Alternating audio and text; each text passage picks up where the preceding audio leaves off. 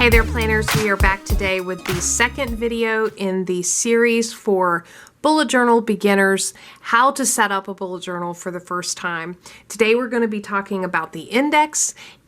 If you have missed the first video, the kickoff video for this series, go check that out in the description box below. With that, go grab your journals and let's get planning.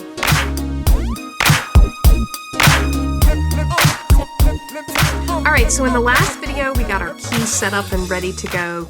Now we are ready to deal with our index. So let's talk a little bit about the index. Why do we need one? What is it? The index is a table of contents for your bullet journal.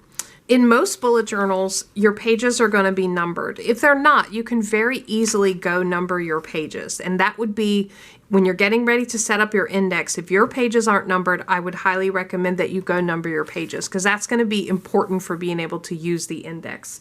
You know, the thing about a bullet journal is it's really just a blank notebook and you are making it into the planner that you want it to be. It's going to house information that you may want to come back and look at later. And instead of having to just flip through the pages looking for, you know, that recipe for apple pie that you absolutely loved and want to make again, you would come to your table of contents, your index, and find apple pie in the list and see what page number it's on and be able to flip right through it. Now, when you're currently using the bullet journal, that may not feel necessary. However, I've been bullet journaling for this is year 8, and I have a lot of bullet journals. And so having an index for each of the bullet journals is really handy.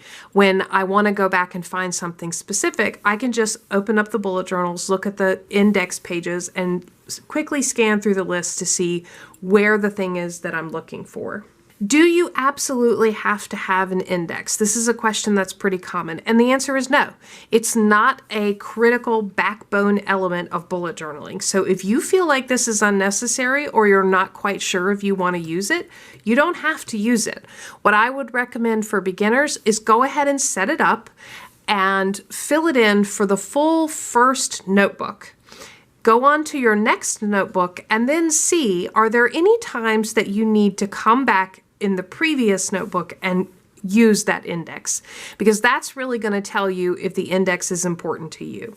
I made the mistake early on of thinking in my second or third book that, hey, I don't need the index. And now, you know, 5, 6 years later, I am regretting that decision. So what I would say is set it up for the first time, use it for the first full notebook, and then see if you ever need to come back and use it. And that will tell you if this is something that's an important part of your bullet journal system. Now, for actually setting up the index, as you can see, this bullet journal comes with a preset index, which is great. It's 2 pages. That gives me, you know, plenty of room to write. However, I will say I would actually think that this is not enough for me because I have a lot of one-page spreads and there are certainly not 122 boxes here. So if I was doing something on every single page, I would not have enough room here.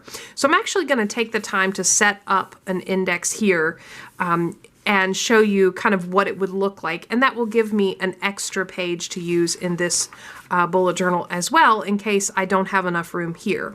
All right, so one of the things I like to do when I am creating an index is I like to create it in a color that is not black because I use black pens almost all the time. It's very rare that I would be writing in a pen other than black ink. So I don't want to set up my index in black ink because then it just all runs together for me.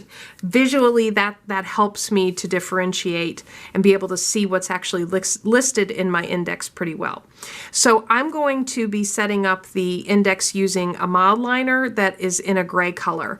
That way it kind of differentiates between the template for the index and the things I actually write in the index. So I do have my ruler I'm going to be using my ruler to help me draw straight lines. And, you know, if you are very gifted at drawing straight lines, that may not be important to you.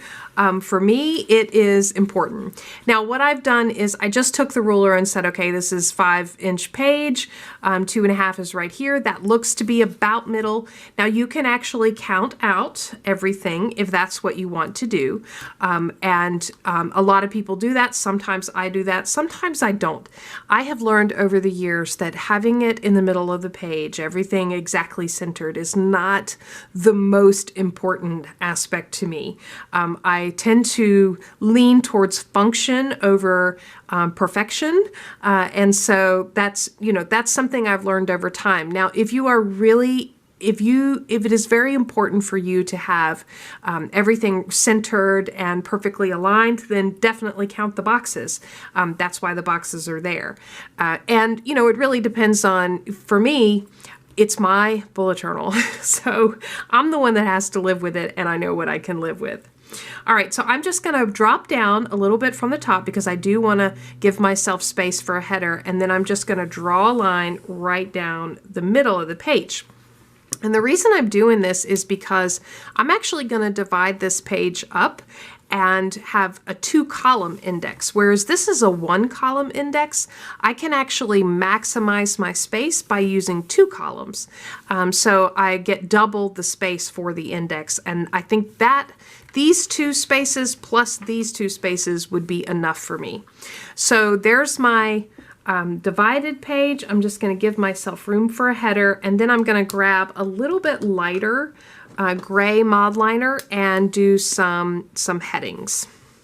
So I'm just going to write the word index in here using the mod liner.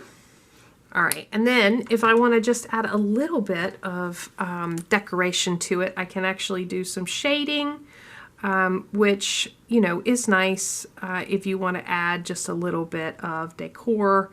I think I've said before in a video, lettering is not my strong suit, and I have tried to learn how to hand letter, and it's not for me. I am not patient enough. My handwriting is messy, and so I would love to learn someday, but it's not at the top of my priority list. So I'm just kind of outlining the letters here. You can spend more time on this and make it pretty. You could use a sticker or a stencil, and you know, that would help make it look a little bit nicer. You can spend as much time as you want to on the parts of your bullet journal that you're using. Now, the other thing I'm going to do, because again, visually it helps me to see, is I'm actually going to alternate highlight the lines, because when I write in here, it helps me to differentiate the lines and see them with the highlights in there. All right, so now I've got that differentiated, and this way I can come in here and write. For example, on page 1, I have my index, so I'm just going to come in here and put index on page 1. And now I have a 2-column index page. You could certainly, if you didn't have an index that already came with your bullet journal, you could do a couple more pages of this, but that is a very simple index. If you are looking for more ideas on setting up an index, go check out the Pinterest board I have linked below. There are a ton of ideas, some beautiful images, some very fancy ones, some very simple ones, lots of things to give you inspiration for how to set up your index. I hope you enjoyed this video. If so, give me a thumbs up and let me know.